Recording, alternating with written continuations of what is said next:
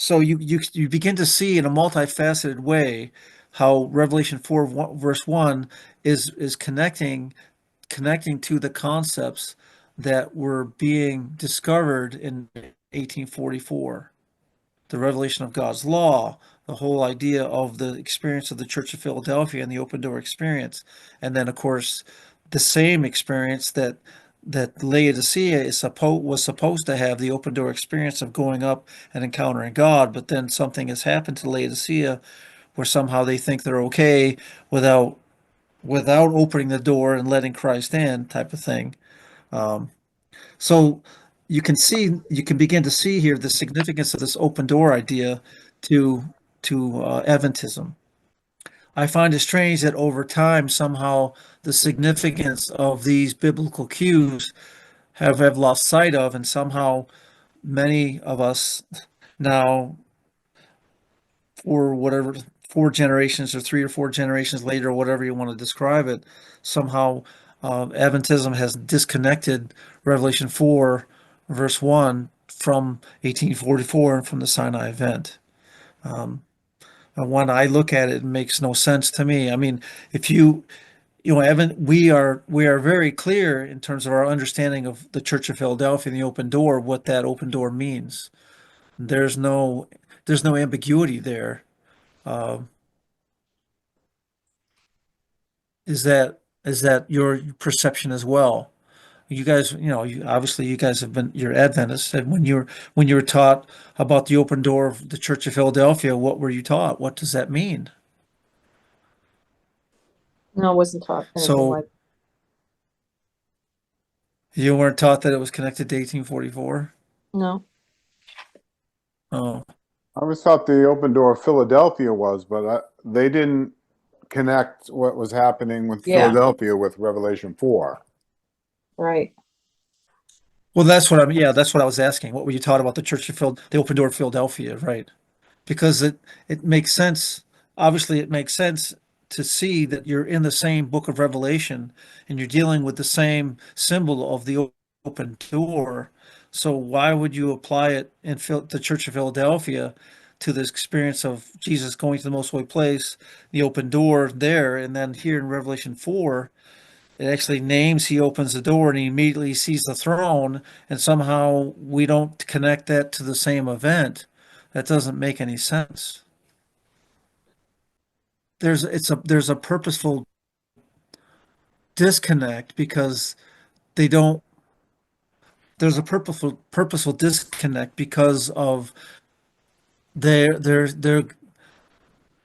this fear that somehow the historical perspective of Revelation will be thrown And away, because if that open door is connected to 1844 and the beginning of this idea of investigative judgment, then Revelation 4 and 5 are one unit, and so therefore Revelation 4 or 5, if they're connected to 1844 and investigative judgment, then what happens to their whole discourse on the seals being the history of the church from Christ's day down to 1844? This is where I think the their fear is in getting us to deny something that's able to answer some of the questions that were going to be raised. I think too is that there's no movement there. That movement stopped so that they almost don't believe that there's any more left that um, brings us to new light, because they haven't made good of the light that they have already been given.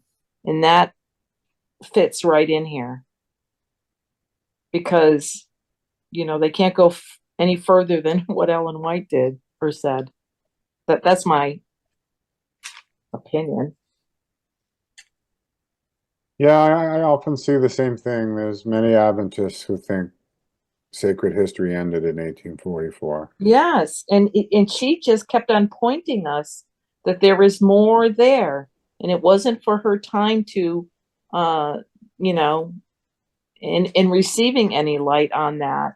It was for us to seek it out and to continue that movement. Hmm. Yeah. Yeah, I know. I've heard, and I can remember, I can remember conversations with, Oh, so I can remember actually having a conversation with a person named Maxwell who thought that what they believed was what the church believed.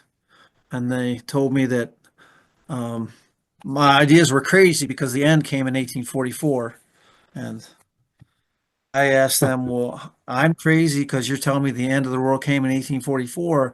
I'm sorry, here we are in 2000 something still having this conversation, and you're telling me the end happened in 1844.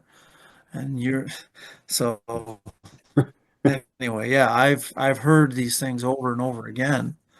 Uh, but some of us are bold enough to believe that the book of Revelation deals with the end of the world, and some of us actually believe the end of the world is in front of us, not behind us.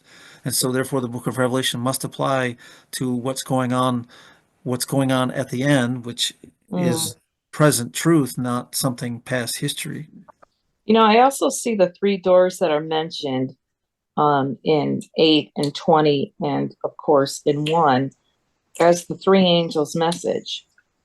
Because one is the choice that there's the first angel's message that gives um Glory to God. Yes. thank you. And then the second is your choice. And then the third is this is what you would receive by your Right. choice.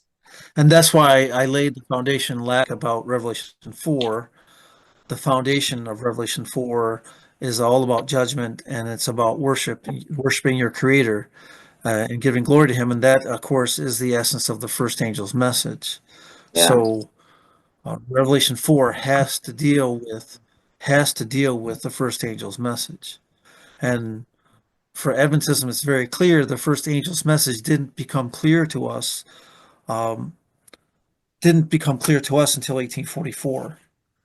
It was the consequence of the open door and Christ moving into the most holy place that brought to light the first angel's message. Actually, the that was the message of William Miller. He went around preaching the first angel's message. The hour of God's judgment has come. Yeah. And so that we say correctly so that we only talk about that because Mrs. White talks about it. But the truth is that Miss William Miller is the one who talked about it. And we talk about movements going so far and then stopping that hasn't moved past William Miller.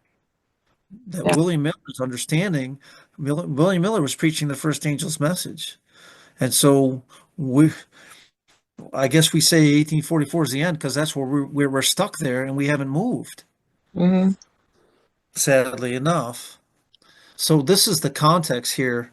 This is the the beginning of this, obviously, in Revelation 4, verse 1, is going to dovetail right into Revelation 4, verse 2, which we haven't really talked about tonight. But when he sees this open door, the first thing he sees is the throne of God.